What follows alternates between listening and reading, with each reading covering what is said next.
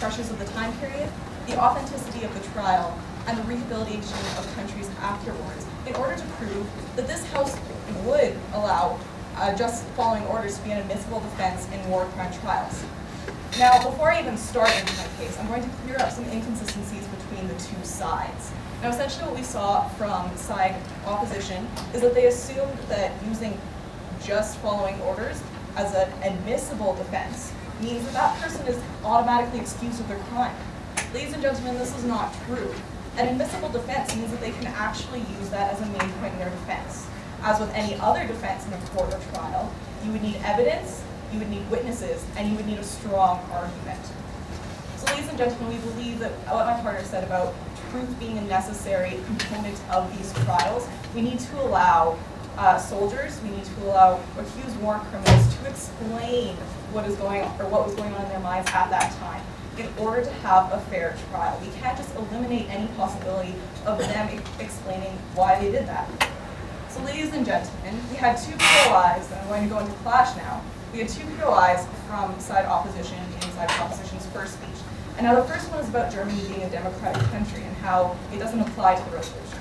Now ladies and gentlemen, the resolution talks about trials. And so we see that if the country is democratic during the trial, then this example stands. Although Germany wasn't democratic during the war crimes, the effects of the crimes actually kept going and penetrating through society after the third week. And therefore we see that the effect of crimes is still there and we need an explanation through this trial. Now the second POI was from the second opposition, and it said that the actions of a soldier should equal the consequences of a murder. Ladies and gentlemen, let's look at the example of American soldiers in Vietnam, in Afghanistan, and in Iraq. Is killing for your country, if killing for your country is an acceptable excuse, why shouldn't just following orders be? Ladies and gentlemen, there's a hypocrisy here that we have to understand. If for your country makes sense because you need to protect the United States, the most economically and politically powered country in the world, then why shouldn't just following orders make sense too? Now, we're going to talk about their opening in their first speech, and they said that, why don't you kill for God? Same thing. Why is killing for your country still acceptable? We also heard from them that, on their first point, that human beings are rational, but also that soldiers can misinterpret commands. And we see this as hypocritical, because essentially if a person is rational, then they shouldn't have to misinterpret a command. Usually commanders will say, kill this person. I don't know how you misinterpret that if you're rational. So ladies and gentlemen, we also see that on side opposition, one of their main points was individual choice, and how at the moment of actually killing someone, it is necessary for that soldier to understand what their choice is. Now they failed to tell us why the pressures of the time period does not come into play in an individual's choice. As my partner explained, if you're not killing someone because your commander said you had to, and you're in a totalitarian regime, then essentially what's going to happen is that you're going to be killed. Your family is going to be killed. Yes, sir? Look, I thought you said this was democratic nations, not totalitarian Yes, sir. regimes. We talked about that before, as the trials have to happen in a democratic country. If a totalitarian regime falls, then the country might become democratic, and then you have the opportunity for trials to be carried out.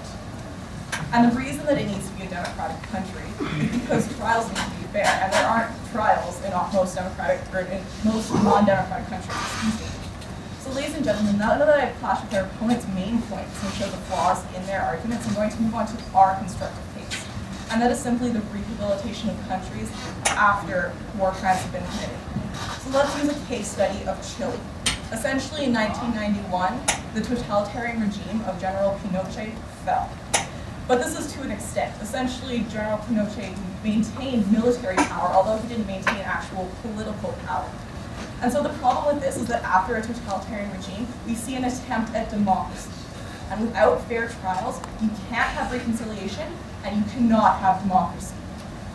So ladies and gentlemen, in order for the country of Chile to reconcile with these horrible crimes of the past, victims and perpetrators have to learn to live together. And in order to do this, both sides of the story need to be told. And this is why we see using the truth, if it is just following orders, as an admissible defense. Because the truth needs to come out in these trials in order to understand the past.